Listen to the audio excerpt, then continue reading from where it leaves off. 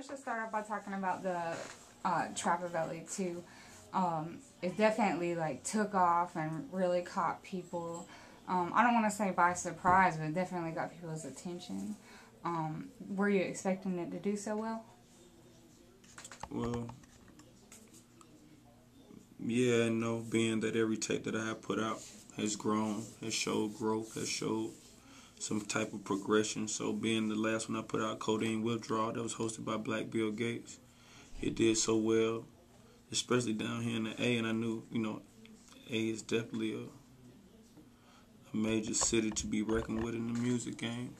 So the next one I put out, I just felt so confident about being that, Drumma Boy did a lot of the production. Luger got some production in on there.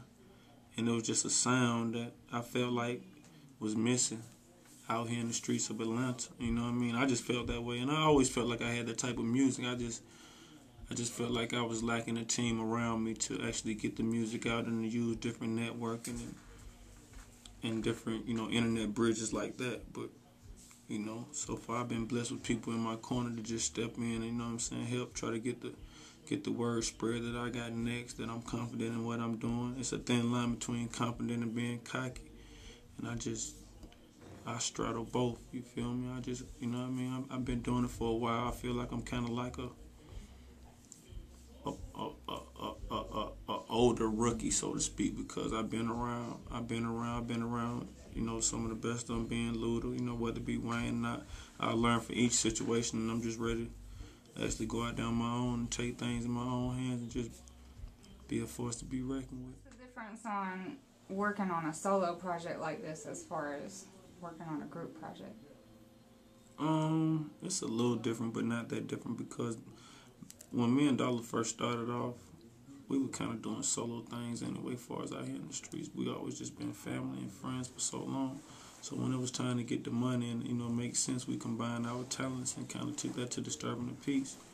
Now, since I'm growing and he's growing and everything like that, and by us owning the studio, it's just an opportunity that comes. You own the studio, you record, you have so much material, and I just found a way by, like I say, being around certain people, looking at the blueprint, that the more music that you release, the more respect you get. You know what I mean? It's just like just applying it to the street analogy. You got the music being, people use it and say it's crack. Like, this music is crack.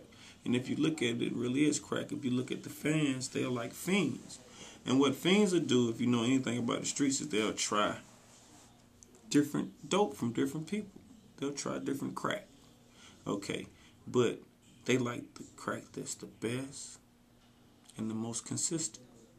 So they'll try the new kid. Well, this is cool, I got high, whatever. When this kid falls off, you got this kid that just stays on the block. This kid keeps putting out crack. This kid, and that's how I think superstars develop. They continue putting out crack, consistent crack, you know what I mean? And that's the formula. That's the formula right there. And that's what I've been doing with the solo mixtape. That's really what I've been doing with Playaz Circle. That's what we've been doing with songs, period. Kind of along the lines of that analogy, then, how do you stay ahead of the competition? Like, is it all about the product, or is it? No, I'm just hungry. I'm just really hungry, man. I don't have a ceiling on what I consider success. When Duffel Bad Boys, when they came and arrived, I wasn't content with the shows. I wasn't content with all the attention. I wasn't content with that. Like, when people walk up to me now and say they got nicks and all that, and they can rap so good, I really tell them, like, well, y'all my competition then. If you claim I'm not gonna take your product and put it, hey, take it to Luger and put it before me. This kid is crazy. I'm gonna chill out. If you supposed to be so hot, then stay away from me. I'm not trying to sign up, none of that. I accept beats and everything, but if you supposed to be so hot, you need to do like I did, grind for 10 years. Make people believe in what you're doing in your movement, and put your foot to the pedal. What's the plan now? What do you got in the works? But right now I'm trying to do more visuals. Do more behind the scenes stuff, B-roll footage, let people really get to know who I am as far as, my personality, how I get down. Some things about my family, not everything. Some things about my crew, not everything. And trying to connect the dots with like DVDs as well as videos and things like that. So that's what I got up next, as well as just rapping every night. getting that crack together for the fiends. You feel me? All right. Any other tapes in the works? I could just put this out. I'm working on a tape. I don't know when I'm gonna drop it. I'm working on a tape. And the tape that I'm working on, which will either be my next tape or the tape after that, but the tape I'm working on, right, and I'm almost halfway done, just to let you know my vision. It consists of all 80s type. Damn, should I tell y'all this shit? Yeah, so I know you biting when I tell you this and you go do it. It consists of all 80s type sounds, 80s type music. Like when you hear it, you're going to be like, oh shit, you know what I mean? That type of sound. But I'm going to be doing me over that sound. And instead of calling it, classic jams, I'm going to call it classic yams. Yams is another word for crack. So back to that again. So I got that coming out. And then I got a best of 2 Chainz, a best of Tity Boi coming out. And they call that the Codeine Cowboy. And that's basically like,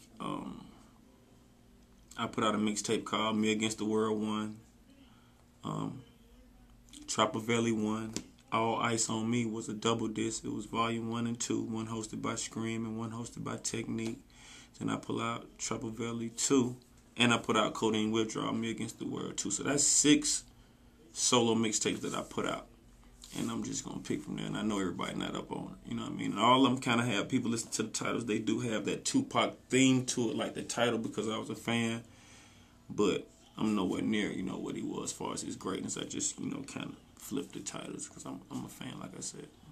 Rest in peace.